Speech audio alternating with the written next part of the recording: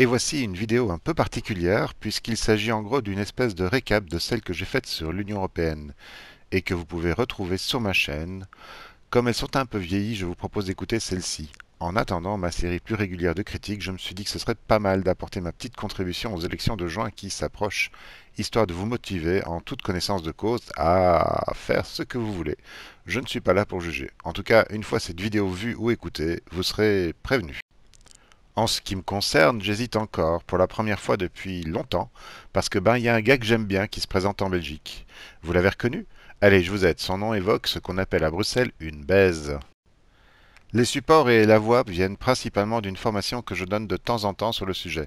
Les références de cette formation se trouvent ici. Penser et agir, c'est-à-dire penser-et-agir.be. Penser et agir offre les clés de compréhension de la société d'aujourd'hui et les outils pour participer à sa transformation. Ce cycle d'éducation populaire de 3 ans est ouvert à tout public, à titre privé ou professionnel, et vise à mieux les armer à la compréhension des temps présents, en les outillant intellectuellement, politiquement et pratiquement. Cette formation subsidiée recommence chaque année, soit scolaire, soit civile, donc n'hésitez pas à aller faire un tour sur le site et vous inscrire. Il y a de bonnes chances pour que cela ne vous coûte que 50 € par an, peut-être même 20, voire rien du tout. Euh, l'essentiel, enfin une grande partie de ce que je vais vous dire a déjà été développé, donc comme je vous l'ai dit tout à l'heure, comme je l'ai dit à certains d'entre vous tout à l'heure, dans des écrits et dans des vidéos dont vous avez les références ici, et notamment peut-être le plus important c'est la partie qui se trouve sur l'adresse internet qui se trouve là. L'adresse, c'est sur mon blog. En fait, il y a notamment le glossaire et la bibliographie, mais cette bibliographie commence à être tout doucement un petit peu vieille. Elle remonte à 2022, donc il faut que je la mette un peu à jour. Mais globalement, une grande partie de mes sources se trouve là, ainsi que dans des vidéos qui exploitent aussi les données que j'ai accumulées et que j'ai voulu populariser un petit peu. Il y a plus de schémas dans les vidéos d'ailleurs. Donc mon objectif ici c'est de vous parler de l'Union Européenne et surtout de la possibilité, est-ce qu'il est possible d'agir politiquement à l'intérieur des traités de l'Union Européenne? Alors oui, il est possible d'agir politiquement à l'intérieur des traités de l'Union Européenne à condition d'être de droite. C'est ce que je vais essayer de vous montrer. Parce que selon moi, si on est à gauche, c'est pas possible. Et donc c'est tout l'objet de ma problématique. C'est à partir du moment où on estime que un des points quand même, une des revendications de l'Union Européenne, c'est d'être démocratique. À partir du moment où vous ne savez pas faire de politique de gauche, c'est que manifestement il y a un souci au niveau démocratique. À moins de considérer que la gauche n'est pas démocratique. Voilà. Donc, mais ça c'est une question. Donc, je pars du principe, je pars du biais que normalement, si on veut agir politiquement de manière démocratique, on a le droit de pouvoir agir à gauche. Alors, tout d'abord, de quoi est-ce qu'on parle? Donc tout à l'heure, Didier vous a parlé de l'évolution historique de l'Union Européenne. Et cette évolution historique impliquait un certain nombre de traités et d'avancées au cours de l'histoire depuis 1957 jusqu'à nos jours. Et ce dont je vais vous parler plus spécifiquement aujourd'hui, c'est des traités qui sont actifs, c'est-à-dire des traités qui sont effectivement d'actualité. Il s'agit des traités de Lisbonne. Alors généralement, on parle du traité de Lisbonne, on devrait dire des traités de Lisbonne, parce qu'il y en a deux. Donc entre 2007 et 2019, on a d'abord signé, puis ratifié deux traités. Le premier, qui est celui dont généralement on croit parler, alors qu'en réalité on parle plus souvent du deuxième, c'est le traité sur l'Union Européenne. À partir de maintenant, sera souvent abrévié en TUE dans les dias.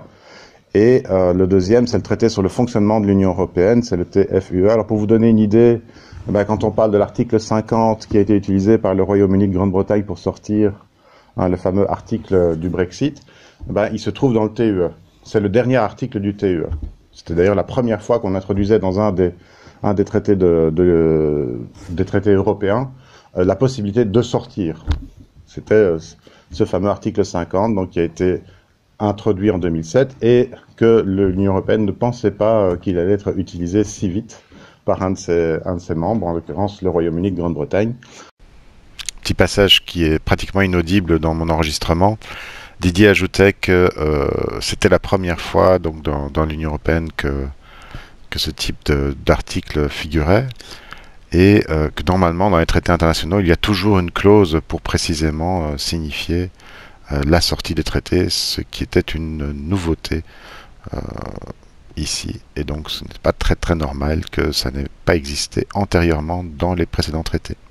Et par contre, quand on vous parle du contrôle budgétaire ou de l'article sur la monnaie, des articles sur la monnaie qu'on a brièvement vu tout à l'heure ce matin, les articles 123 et 127, eux se trouvent dans le TFUE, donc dans le traité sur le fonctionnement de l'Union européenne, qui est beaucoup plus fourni puisqu'il y a 350 articles dans ce traité. Et même 357 pour être exact. Voilà.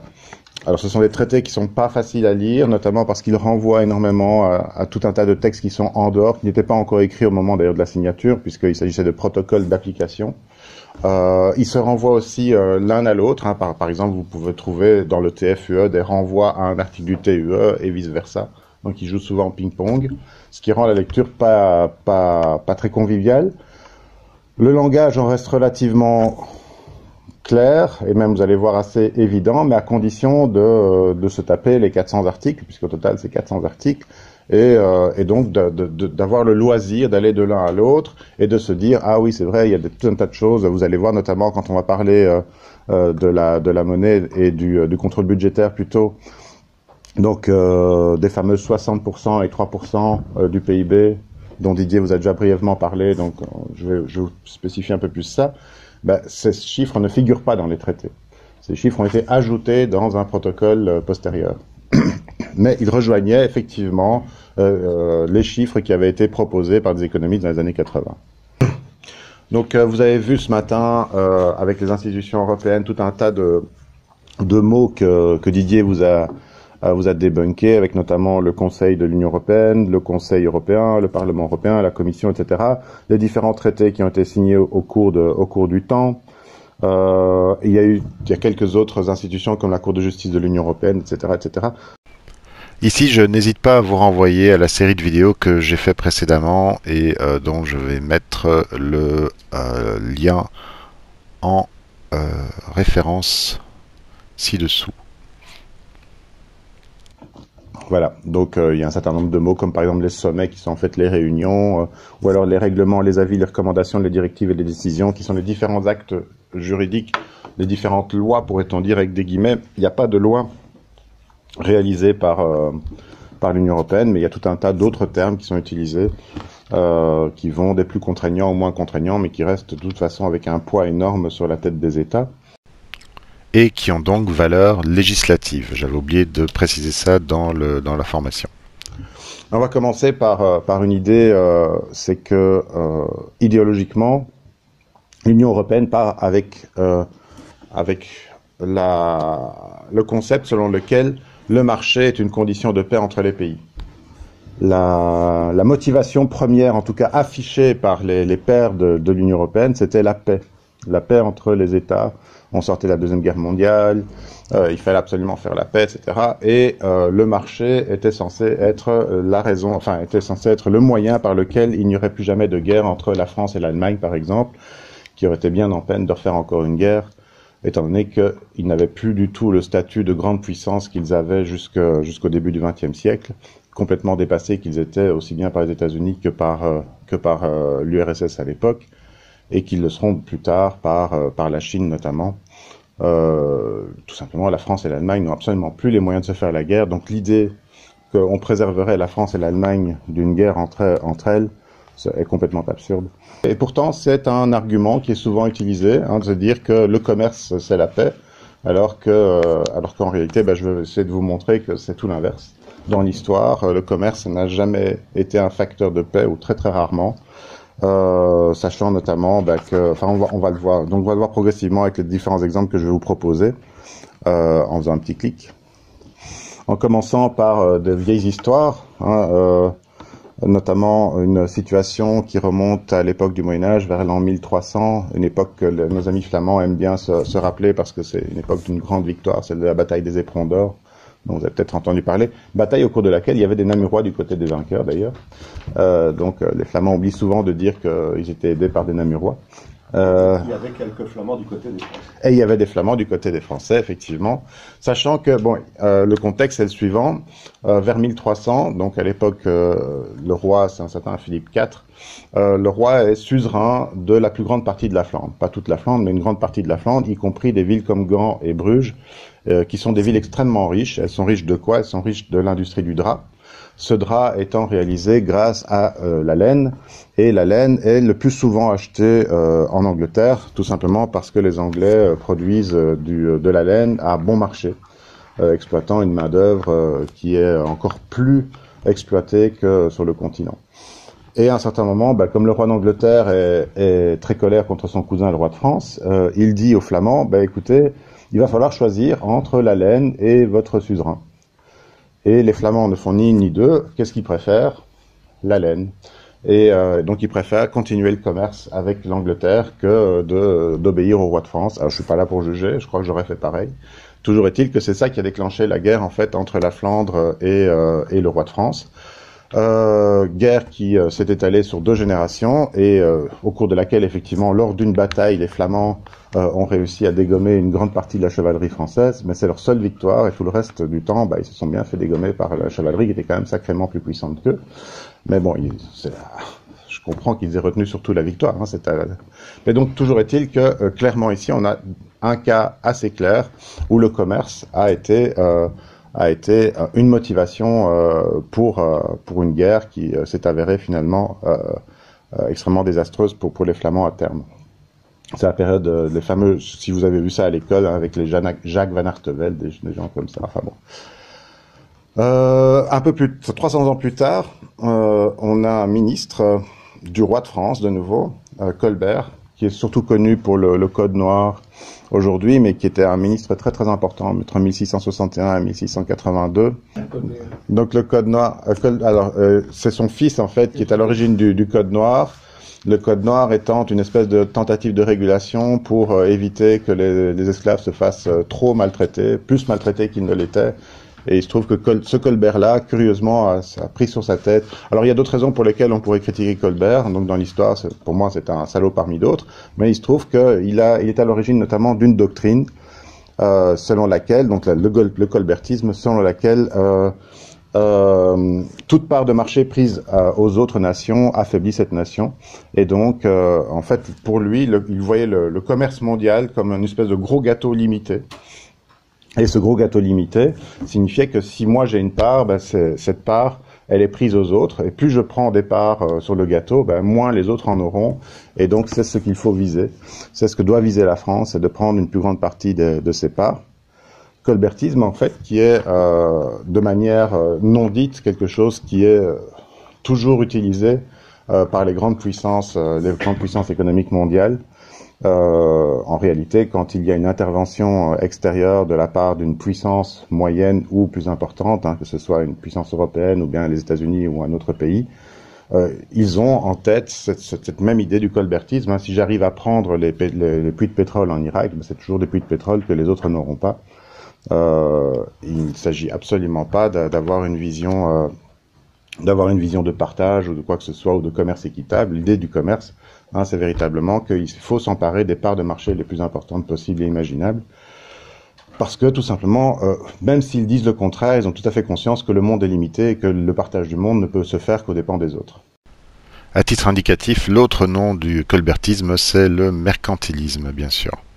Parmi les autres situations dans l'histoire, il y en a des tonnes, mais je vais vous donner quelques exemples qui font peut-être plus nous parler, parce que ce sont des sujets qu'on voit souvent à l'école quand on voit l'histoire.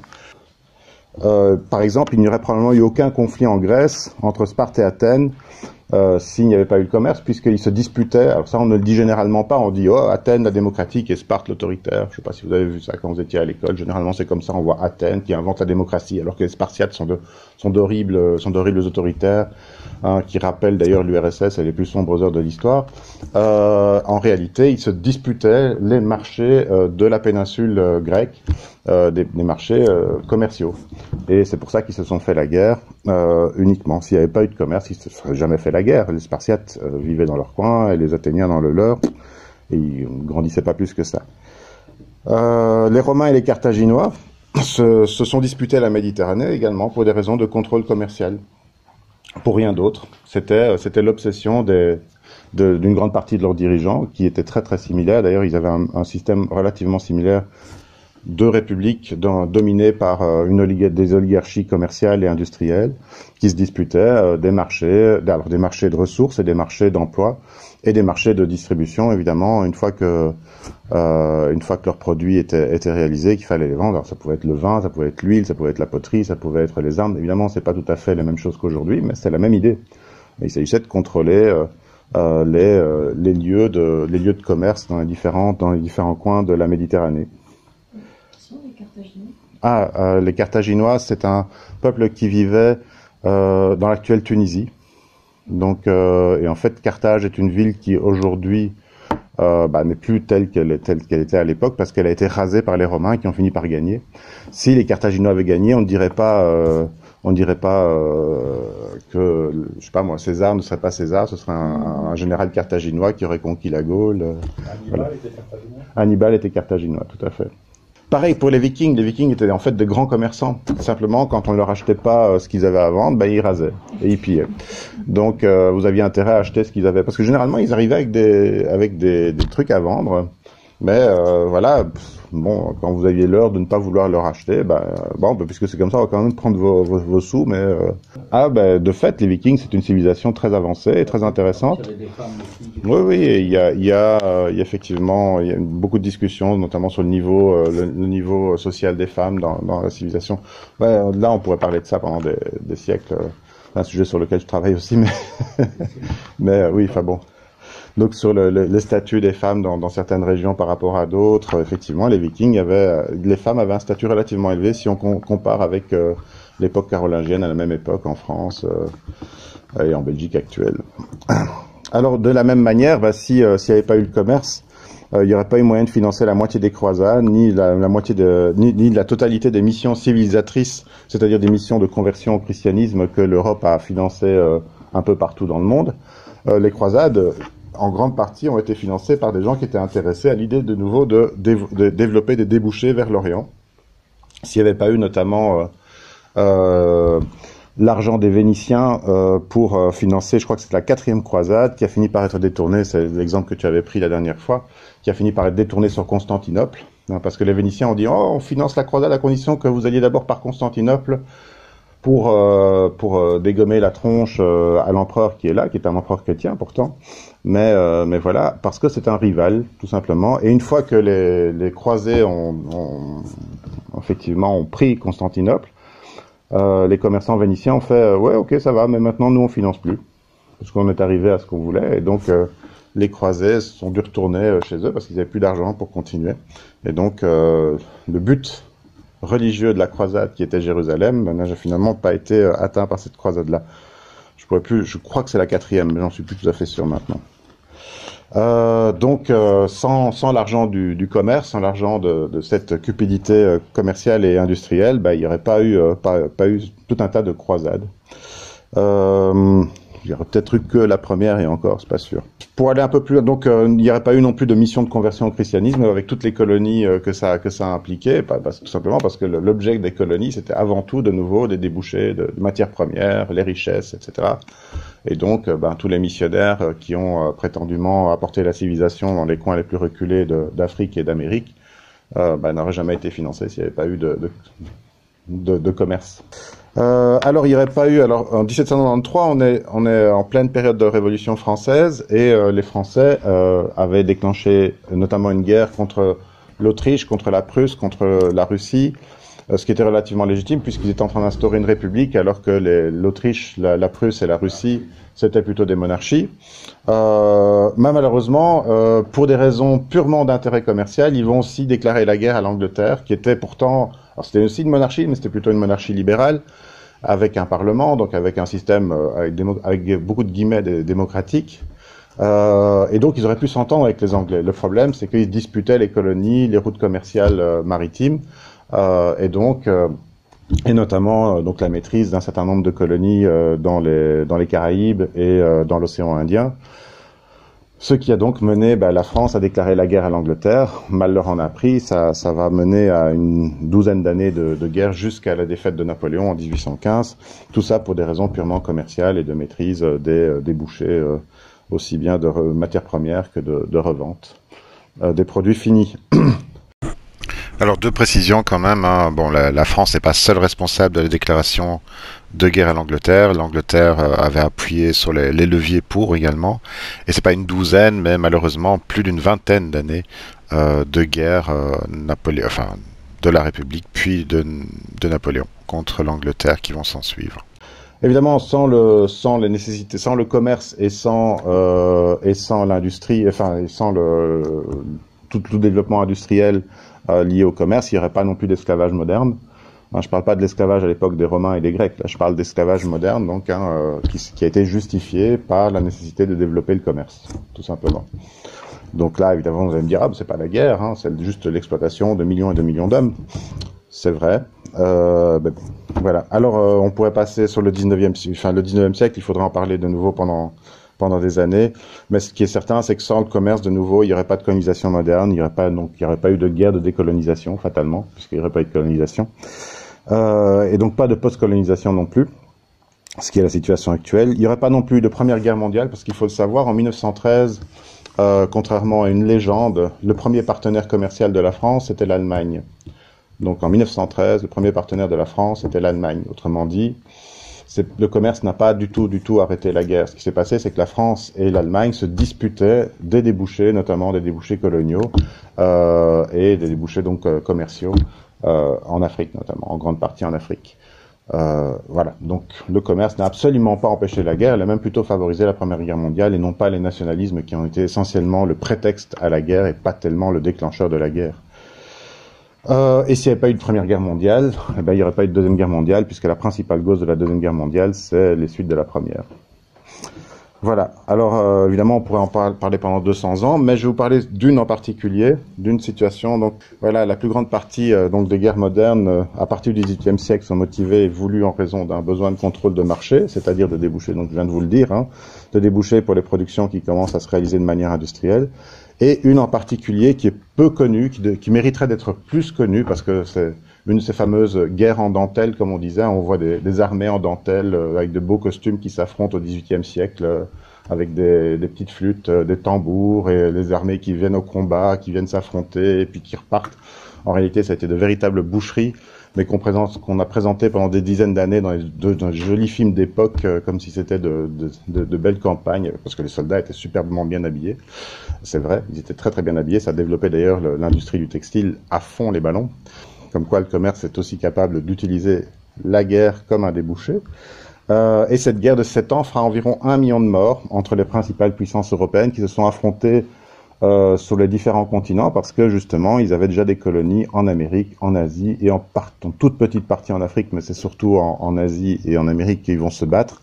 Donc vous aviez la France, l'Angleterre, l'Autriche, la Prusse qui vont se disputer notamment à travers leurs colonies. Et pour prendre l'exemple des actuels États-Unis d'Amérique, la France était très fort impliquée en Amérique actuelle, notamment avec la Louisiane. Alors la Louisiane, vous voyez peut-être cet État qui est assez important au sud des États-Unis.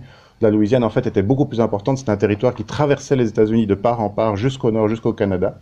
Donc ça représente à peu près un tiers des États-Unis actuels, que les Français vont perdre une première fois d'ailleurs à cette occasion-là. Ils vont le regagner, ce qui va permettre à Napoléon de le revendre aux Américains plus tard, pour une somme dérisoire, mais comme Napoléon n'en avait rien à fiche, voilà. Et donc, cette guerre de 7 ans a impliqué notamment des populations amérindiennes, donc natifs américains, parce que ces populations se sont dit, en s'alliant avec les Français ou en s'alliant avec les Anglais, on va se débarrasser du colonisateur, ou on va se débarrasser même de nos rivaux indiens, parce qu'ils se faisaient la guerre de temps en temps aussi, malgré tout. Et donc il va y avoir pas mal de morts dans cette population-là dès le XVIIIe siècle, alors que c'était une guerre qui a priori ne les concernait pas du tout. Et ils ont cru qu'ils allaient pouvoir en profiter. Malheureusement, ils n'en ont pas tellement profité. Sur le court terme, en partie oui, mais sur le long terme, pas du tout. Puisque vous le savez, comme les Anglais vont finir par gagner et que les Anglais vont ensuite envahir complètement l'Amérique, pour des raisons de contrôle, de ressources notamment, les Indiens vont se faire complètement laminer et génocider, il n'y a pas d'autre mot, hein. Premier grand génocide de l'histoire finalement. Donc voilà, donc de nouveau, et cette guerre de 7 ans, elle a été réalisée pour des raisons de contrôle de débouchés des premières grandes industries manufacturières de l'époque. Donc de nouveau, le commerce fait la paix. Par contre, comme le marché unique effectivement entraîne de fait la concurrence et donc la guerre interne entre les travailleurs, ça permet la paix entre les États d'une certaine manière. La guerre entre les peuples, c'est la paix entre les États. Après tout, quand le roi d'Angleterre et le roi de France ou le roi de Prusse faisaient la guerre les uns contre les autres, c'était entre cousins et ils résolvaient le problème autour d'une partie de cartes à la fin du conflit.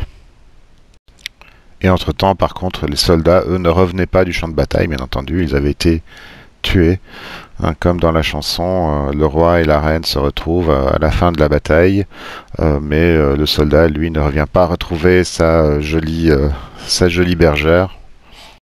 Dans la même veine, si on remplace les rois par les grands industriels et les grands commerçants, le commerce permet de mettre les peuples en concurrence les uns avec les autres et donc de dresser les peuples les uns contre les autres puisque comme vous l'avez déjà vu, il y a cet aspect de dumping social ou de dumping commercial régulier qui implique que l'emploi de l'un sera le chômage de l'autre, hein. On voit ça malheureusement régulièrement. Didier ajoutait ici l'imagerie de l'ennemi représenté par le maçon portugais et le plombier polonais. Alors, aux États-Unis, ils ont effectivement la même imagerie avec les Mexicains ou avec les Latinos en général. C'est très régulier, hein. Si beaucoup d'Américains blancs ont perdu leur travail, c'est à cause de, etc., etc. Ou à cause éventuellement des délocalisations ailleurs, hein. Ça a provoqué une grande littérature, notamment dans les années 70 et 80. Je me souviens de ce film, notamment Mosquito Coast, où le personnage joué par Harrison Ford, qui est absolument extraordinaire dans ce rôle-là, refuse de continuer à fréquenter une quincaillerie parce qu'il vante des produits qui viennent de je ne sais plus quel continent, parce que lui veut acheter américain et rien d'autre. Très bon film par ailleurs, mais bon, on va pas s'étendre sur la question. Alors, le commerce, c'est la paix, et pourtant, le commerce, manifestement, en tout cas, l'imagerie du commerce, c'est quand même une imagerie très guerrière, aussi bien dans les livres de management, hein, où le vocabulaire de la guerre est très souvent utilisé. Il s'agit de s'adapter ou mourir, hein, la guerre des prix, les grands capitaines d'industrie, ce sont des grands stratèges. Or, le mot stratège, c'est quand même un mot qui vient du monde de la guerre. On va même jusqu'à utiliser des grands auteurs de stratégie comme Sun Tzu, par exemple, ou Clausewitz pour créer des livres de management. Didier évoquait même ici la figure de Reinhard Heune, un ancien grand administrateur de l'époque nazie et qui est devenu un des théoriciens et un des pères du management moderne. En guise encore d'introduction supplémentaire, voici un livre de David Kaila, Populisme et néolibéralisme, qui explicite assez bien sur quelle base l'Union européenne s'est fondée, c'est-à-dire les bases néolibérales, que moi je qualifie le plus souvent, et pas tout seul, d'ordo-libéral plutôt que néolibéral, mais aussi bien David Kaila que d'autres, y compris mon coformateur Didier Brissa, appellent plutôt le néolibéralisme. N'hésitez pas à faire une pause pour lire le petit extrait de Milton Friedman ici. Les fondateurs du néolibéralisme spécifique à l'Union européenne sont la grande école autrichienne des gens comme Friedrich Hayek ou de Eucken ou de Milton Friedman, qui sont plutôt des adeptes de l'ordolibéralisme, c'est-à-dire un grand marché effectivement laissé libre pour les entrepreneurs, mais extrêmement dirigé par un État fort, donc pas du tout sur des principes libertariens, mais bien sur des principes vraiment très autoritaires en dehors de ce qui concerne la liberté d'entreprendre. La liberté d'entreprendre est totale, mais dans un cadre bien précis. Je vous conseille ce livre si ça vous intéresse, parce qu'il est très bien écrit, il est très facile à lire. Oui, enfin il est par rapport à la moyenne des bouquins que j'ai pu lire sur la question, il est plus facile à lire que d'autres. Et en plus, c'est un social-démocrate, hein, David Kaila. C'est pas un extrémiste chevelu comme Didier ou un horrible anarchiste comme moi. Donc, c'est quelqu'un de bien. Voilà. Donc, ça c'est un schéma qui se trouve dans le bouquin et qui vous permet de voir sur quelle base en fait se fonde ce néolibéralisme que donc moi j'appelle ordolibéralisme, qu'importe.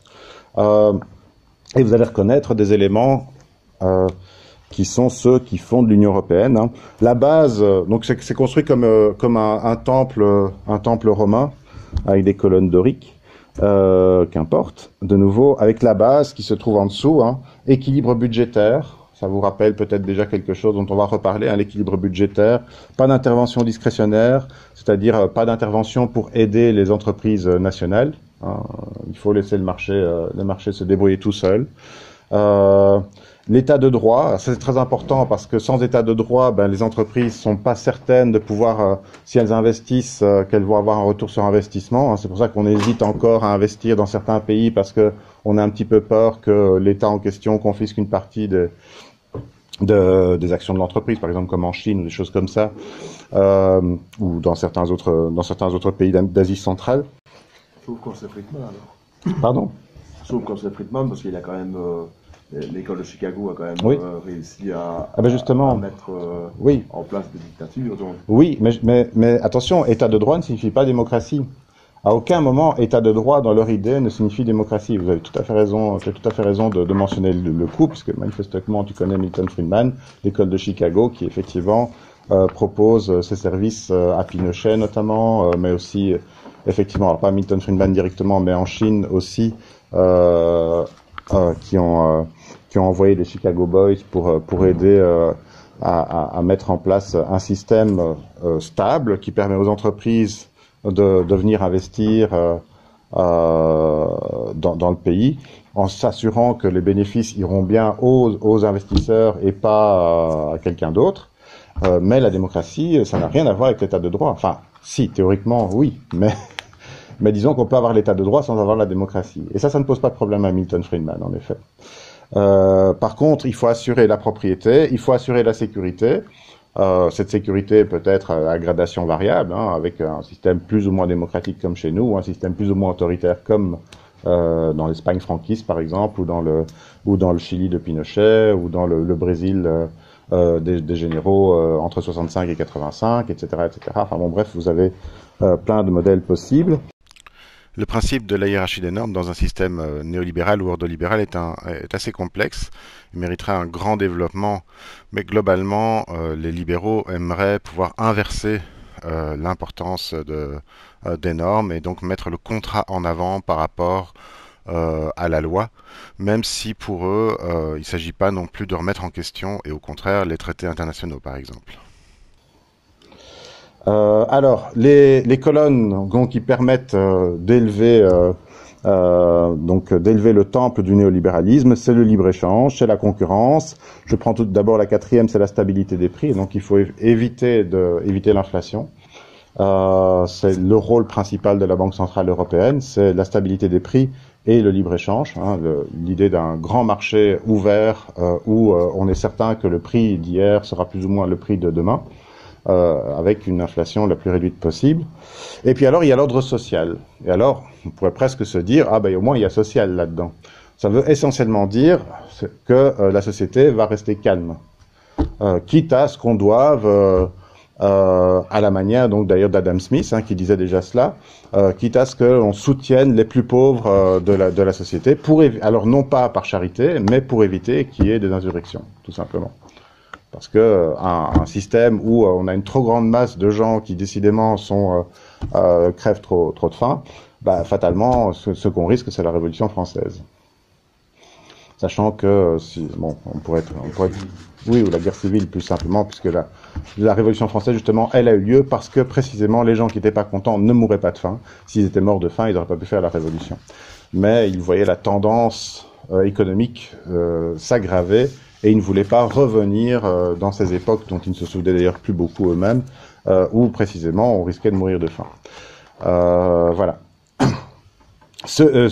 Donc cette base et ces 4 colonnes permettent au néolibéralisme d'assurer un système de prix de marché en concurrence, et donc ça permet aux entrepreneurs de s'assurer des profits en fonction de leur succès ou non, évidemment. Alors vous voyez donc les noms principaux, c'est Eucken, Hayek et Friedman, qui sont les plus connus. Alors Eucken est peut-être moins connu que les autres, mais il est quand même aussi important, même si aujourd'hui on n'entend plus beaucoup parler. Ici, c'est intercalé dans la formation une petite discussion sur la main invisible du marché, que je ne peux pas reprendre ici, d'abord parce que je n'ai pas l'autorisation des intervenants, et puis parce qu'elle est pratiquement inaudible, mais la première raison suffisait largement. Et donc, je vous propose uniquement mon intervention qui reprend les éléments et qui la clôture. Oui, et de nouveau, Milton Friedman ne dit rien de neuf par rapport à Adam Smith. Il remet Adam Smith au goût du jour, en réalité. Donc Smith, c'était cet économiste du XVIIIe siècle qui a théorisé quelque chose qui existait déjà à son époque. Il a mis des mots dessus, il a fait un bouquin dessus, et il a assis sa réputation dessus. C'est à cette aune-là qu'il fait partie des lumières de l'époque. La réalité, c'est que cette main invisible, c'est effectivement un ensemble de facteurs qu'on maîtrise plus ou moins. Donc plus vous connaissez plus vous savez des informations, plus vous maîtrisez des informations sur le marché, plus vous avez des chances de maîtriser le marché mieux que votre voisin qui lui en connaîtrait éventuellement moins. Par exemple, si vous savez où trouver du cuivre à meilleur marché que votre voisin qui fabrique les mêmes objets en cuivre, vous allez pouvoir à la fin vendre des objets moins chers parce que précisément vous aviez une donnée de plus. Mais si ça se trouve, votre voisin va maîtriser une méthode pour forger ce cuivre qui sera plus efficace que la vôtre, etc., etc. Et donc c'est ça l'idée d'invisibilité, c'est qu'il y a un ensemble d'informations que il n'est pas possible de tous maîtriser. Et d'ailleurs, c'est à cet égard-là que Joseph Stiglitz, donc prix Nobel d'économie dans les années 90, je ne sais plus exactement à quelle date maintenant, pourquoi est-ce qu'il est devenu prix Nobel de l'économie? Parce qu'il a justement montré que si tout le monde connaissait toutes les informations au même moment, il n'y aurait pas de marché possible. Puisqu'il n'y aurait pas de concurrence possible, puisqu'on aurait tous à disposition les mêmes moyens pour avoir exactement les mêmes produits au même prix, et qu'en même temps, en tant que consommateur, on saurait exactement quel est le prix juste d'un produit, et donc il n'y aurait pas moyen de faire varier les prix comme les libéraux le voudraient.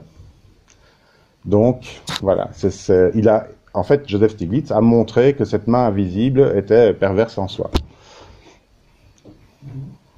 Mais bon.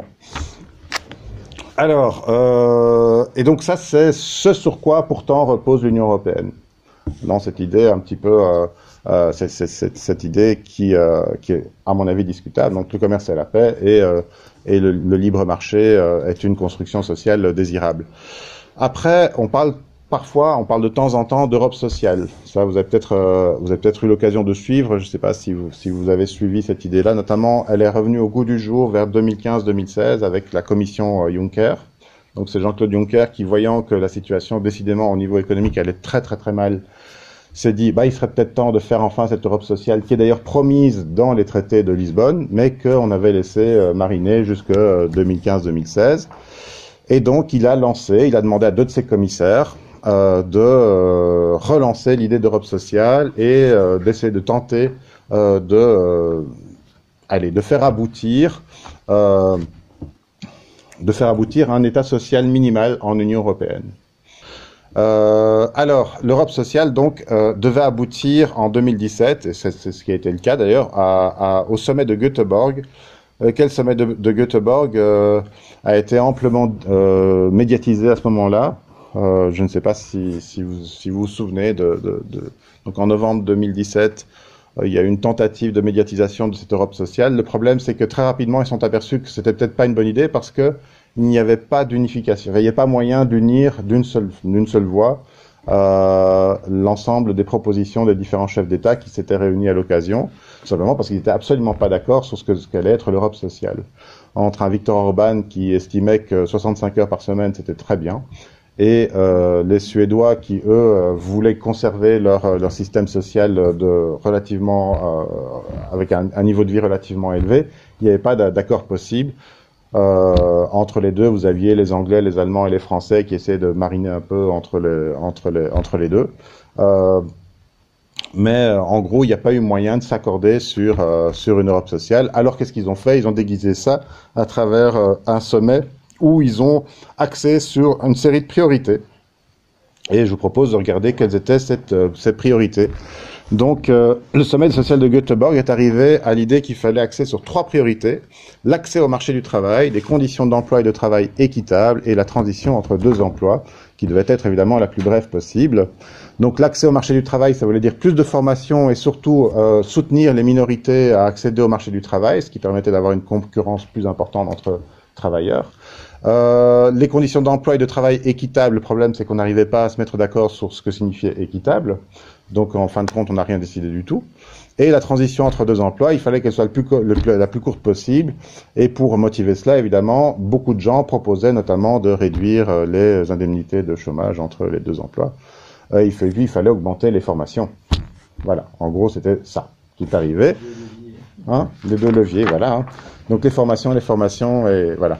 Alors les piliers des droits sociaux qui ont abouti à l'occasion de ce sommet social et sous l'égide notamment de ces 2 commissaires dont je vous parlais, c'est l'égalité des chances. Alors je mets des guillemets parce que pour moi égalité des chances, c'est une notion extrêmement libérale, hein, c'est-à-dire l'idée selon laquelle nous sommes tous égaux au départ et puis après on se débrouille. Oui, c'est vrai. Il y a un petit côté oxymorone, effectivement, dans le fait que les chances, fatalement, c'est un petit peu comme... On a tous les chances égales de gagner au loto à partir du moment où on achète tous un billet. C'est évident. Alors, il y a la flexibilité. C'était très, très important pour eux, manifestement. C'est revenu régulièrement. Ce que je vous retrouve ici, c'est... Ce que je vous ai mis ici, en fait, ce sont les éléments qui sont revenus le plus souvent chez les intervenants de type politique. Hein. Je ne parle pas ici de... programme du MR, c'est bien possible parce que les camarades qui s'exprimaient là essentiellement, c'était une des premières interventions internationales d'Emmanuel Macron. À l'époque, Charles Michel était notre Premier ministre et donc ils étaient présents à ce sommet social. Ils se sont exprimés au nom de la France. Vous aviez Mark Rutte au nom des Pays-Bas. Vous aviez ce Premier ministre espagnol qui entre-temps a été arrêté pour fraude, mais je ne sais plus comment il s'appelle maintenant. Non, c'était après Aznar. Alors, mea culpa, Mariano Rajoy n'a pas été arrêté, c'est une erreur de ma part, même s'il a eu des pépins judiciaires qui ont mis fin à sa carrière, il n'a absolument pas été arrêté. Aznar, ça faisait longtemps qu'il n'était plus là. Ah, oui.